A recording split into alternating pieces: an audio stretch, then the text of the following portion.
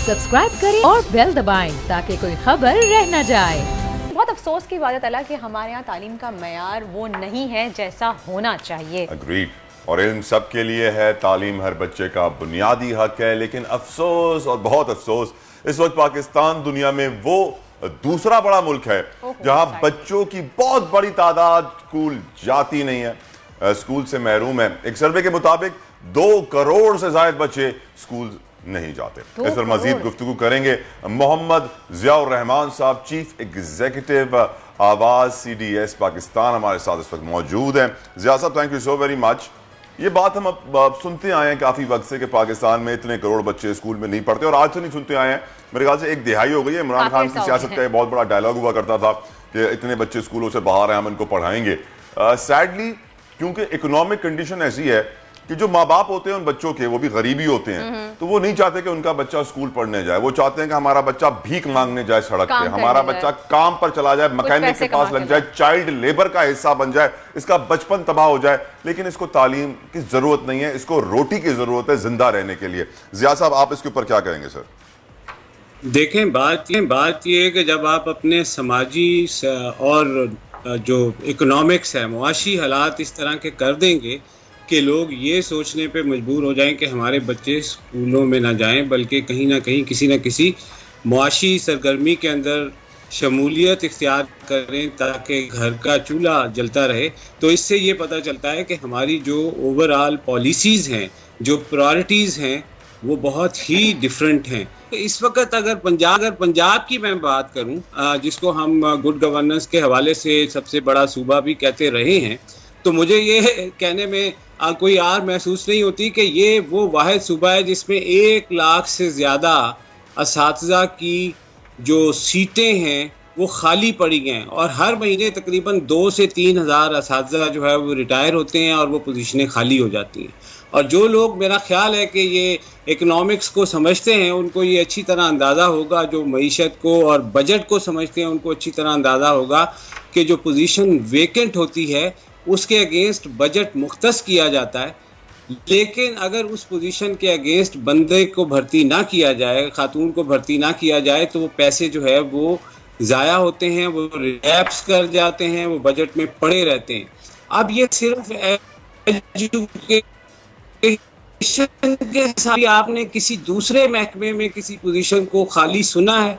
आप ये देखें कि पाकिस्तान आर्मी के बाद या उससे भी पहले एजुकोर है हमारी, जिसमें सबसे ज़्यादा लोग होते हैं, 10 से 12 लाख असातिज़ा हैं पाकिस्तान के अंदर। तो और यहाँ पर अगर आप पंजाब के अंदर 1 लाख करती है या दुनिया जो बात उठाती है उसके ऊपर फिर हम कोई जवाब नहीं। सही, आप बिल्कुल ठीक जैसा। लेकिन यहाँ पे अगर हम सिर्फ बेसिक एजुकेशन की बात करें तो हम भी, तो आपकी बात है ठीक है कि असातिज़ा जो है वो उनकी जॉब्स खाली हैं, लेकिन अगर हम सिर्फ बेसिक एजुकेशन की ही बात करें तो वो भी अनफॉर्चुनेटली हमारे मुल्क में नहीं है। अगर हम बात करते हैं हुकूमत की, तो हुकूमत आजकल बहुत ज़्यादा आइन पे, कानून पे बात करती है, और पाकिस्तान के आइन आर्टिकल 25A के मुताबिक 5 से 16 साल तक के बच्चों की तालीम की जिम्मेदारी रियासत पे होती है। तो रियासत तो ये अपनी जिम्मेदारी पूरी नहीं कर रही है, या कर रही है, या हमें ऐसा लगता है, या उनकी जानिब से वो कर रही है। इस बारे में आप क्या कहेंगे? देखें, ये आपने बिल्कुल सही कहा। 2010 में जब 18वीं तरमीम पाकिस्तान के अंदर इंट्रोड्यूस कराई गई तो 27 के करीब मिनिस्ट्रीज जो हैं वो डिवॉल्व करके प्रोविंसेस को दे दी गई, जिनमें सबसे बड़ी मिनिस्ट्रीज जो हैं वो 2 थी, जो एक एजुकेशन और दूसरी हेल्थ। तो एजुकेशन जो है वो बुनियादी तौर पे प्रोविंशियल सब्जेक्ट बना, और आर्टिकल 25A के तहत जहां ये रियासत ने जिम्मेदारी कबूल की कि वो 5 से 16 साल की उम्र के बच्चों को फ्री और कंपलसरी एजुकेशन देंगे, तो ये सूबों की और फेडरल गवर्नमेंट की रिस्पॉन्सिबिलिटी थी कि उसके ऊपर लॉ मेकिंग करे। फॉर्चुनेटली पाकिस्तान के हर सूबे में इसके ऊपर जो है वो फ्री और कंपलसरी एजुकेशन एक्ट बना, और वो इम्प्लीमेंट भी हो रहा है, उसके रूल्स ऑफ बिजनेस भी बन गए हैं। लेकिन पाकिस्तान के सबसे बड़े सूबे पंजाब के अंदर 2014 के अंदर जो है वो पंजाब फ्री और कंपलसरी एजुकेशन एक्ट बनाया गया, लेकिन आज की डेट तक, इस लम्हे तक उसको नोटिफाई नहीं किया गया। अब जब किसी लॉ को असेंबली पास कर देती है और उसको गवर्नमेंट नोटिफाई नहीं करती, تو اس سے یہ ظاہر ہوتا ہے کہ وہ لا امپلیمنٹ کرنے کے لیے گورنمنٹ جو ہے وہ سیریس نہیں ہے.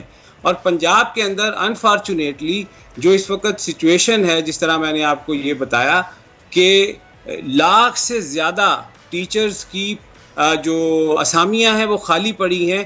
اس لا کے اوپر عمل درآمد نہ ہونے کی ایک بڑی وجہ جو ہے، یا اس لا کو نوٹیفائی نہ ہونے کی ایک بڑی وجہ جو ہے، وہ یہ سمجھ میں آتی ہے کہ یہاں کی جو بیوروکریسی ہے وہ بہت بڑا ہرڈل بنی ہوئی ہے.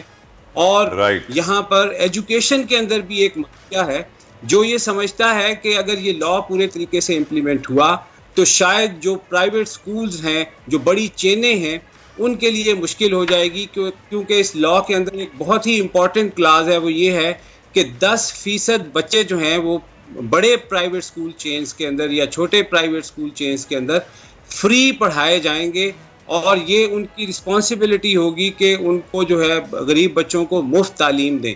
اب اس طرح کی سچویشن میں جو ہمیں چیز سمجھ میں آتی ہے، ہم پچھلے 4-5 سال سے مسلسل جو ہے وہ اس کے اوپر جدوجہد کر رہے ہیں، پارلیمنٹیرین سے بات کرتے ہیں، سول سوسائٹی کو انگیج کرتے ہیں، پرائیویٹ سکولز ایسوسی ایشن کو انگیج کرتے ہیں، لیکن ہمیں یہی سمجھ آتی ہے کہ یہ لا جو ہے وہ نوٹیفائی ہونے کو نہیں آ رہا. اس میں بہت بڑا ہاتھ ایجوکیشن سے ریلیٹڈ مافیا کا ہے. رائٹ جا صاحب، اب آپ نے جا صاحب let me interrupt please, I apologise for interrupting. لیکن پتہ آپ نے بیوروکریسی کا ذکر کیا، آپ نے ایجوکیشن مافیا کا ذکر کیا، آپ نے اساتذہ کی خالی نشستوں کا ذکر کیا. تو کچھ مجھے کہتے ہیں نا وہ تاریخ کچھ یاد آ رہی ہے. مجھے یاد آتا ہے سر آصف علی زرداری صاحب کی بہن عذرا پیچوہو صاحب، ان کے شوہر تھے فضل اللہ پیچوہو صاحب، جو کہ سیکرٹری تھے ایجوکیشن کے سندھ میں. اور اس وقت انہوں نے جب اس پوزیشن پہ بیٹھے تھے تو انہوں نے ایک سٹیٹمنٹ دیا تھا، ایک پوری ایونٹ تھا، تقریر کی تھی انہوں نے، بتایا تھا کہ سندھ میں، صرف سندھ میں 40,000 سے اوپر گوسٹ ٹیچرز، اسے ہم گوسٹ ٹو ماسٹر کہتے ہیں سندھی میں، یعنی کہ ایسے اساتذہ جو تنخواہیں لیتے تھے نوکری پہ نہیں جاتے تھے. اور پھر جب ریسرچ کی گئی اس کے اوپر ضیاء صاحب، تو معلوم پڑا کہ 40,000 میں سے 80% کا تعلق سندھی الیکٹرانک میڈیا اور پرنٹ میڈیا سے تھا. پھر یہ پتا چلا کہ وہ اپنے باس کے پاس جاتے تھے، کہتے تھے ہماری تنخواہ بڑھا دو. وہ کہتے تنخواہ نہیں بڑھا سکتے، میں آپ کو سرکاری نوکری دلواؤں گا، آپ کو ٹیچر لگواؤں گا کند کوٹ میں، لاڑکانہ میں، دیہی علاقوں میں کونے کونے میں آپ کو ٹیچر لگا دوں گا، جہاں اسکول بھی نہیں ہوگا وہاں پہ آپ کو ٹیچر لگا دوں گا. تنخواہ آپ کے پاس آتی رہے گی، 2 تنخواہیں آئیں گی، مجھ سے تنخواہ بڑھنے کا مطالبہ دوبارہ مت کرنا. تو آپ جانتے ہیں کہ تعلیم ترجیحات میں ہی نہیں ہے. جب تعلیم ہی نہیں ہے تو پھر اساتذہ کہاں سے ترجیحات میں ہوں گے، کہاں سے سلیبس ترجیحات میں ہوگا، کہاں سے اسکول فیس ترجیحات میں ہوگی. تعلیم اور صحت جو بنیادی حق ہے ریاست کا عوام کو فراہم کرنے کا، وہی اس ملک کے سب سے بڑے کاروبار اور بزنس ہے. سیڈلی آئی ڈونٹ تھنک کہ کبھی بھی ریاست پاکستانیوں کو اچھی تعلیم یا اچھی صحت کی سہولیات دے پائے گی. ضیاء صاحب یہ دیکھیں، یہ جو آپ بات کر رہے ہیں سندھ کی، پنجاب میں اس سے مختلف حالات نہیں ہیں. یہاں بھی گھوسٹ اساتذہ ہیں، یہاں بھی لوگ جو ہیں وہ اپنی جگہ کے اوپر. ابھی میں کل سے آج لاہور میں ہوں، تو مجھے یہاں پر ہمارے سول سوسائٹی کے ایکٹرز نے اور پارلیمنٹیرینز نے یہ بتایا کہ ایسے ایسے اسکول موجود ہیں جہاں پر جو اساتذہ اپوائنٹ کیے گئے وہ خود نہیں جاتے، بلکہ انہوں نے اپنی جگہ کے اوپر جو ہے وہ ینگ لوگ رکھے ہوئے ہیں، کم تنخواہ پہ 10 سے 12-15 ہزار روپے ان کو دیتے ہیں، اور خود کی تنخواہ جو ہے وہ 80,000 سے1,00,000 روپے کے قریب ہوتی ہے، اور خود کہیں اور کام کرتے ہیں. تو یہ سچویشن سب جگہوں کے اوپر ہے، آپ پاکستان کے کسی کونے میں بھی چلے جائیں، یہ پریکٹس جاری ہے. اور اس کے اوپر جو ہے وہ کوئی اس طریقے سے اقدامات نہیں اٹھائے جا رہے کہ ان کو روکا جائے. تو کوالٹی جو ہے وہ بری طریقے سے سفر کر رہی ہے.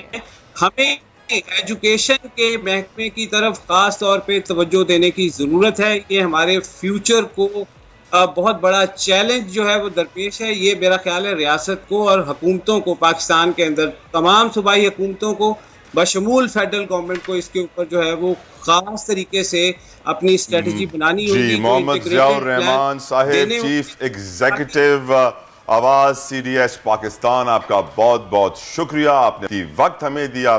لیکن میں پھر یہ سوچتا ہوں کہ جس ملک میں سیاستدان کہتے ہیں کہ ڈگری ہوتی ہے اصلی ہو یا نقلی، اس ملک میں معلوم پڑ جاتا ہے کہ تعلیم عوام کو نہیں ملنے والی ہے. بتا دیا جاتا ہے read between the lines indirect way میں کہ بھائی پیسے دے کے نقلی ڈگری لے لو، اصلی ڈگری کی کیا ضرورت. سبسکرائب کریں اور بیل دبائیں تاکہ کوئی خبر رہ نہ جائے.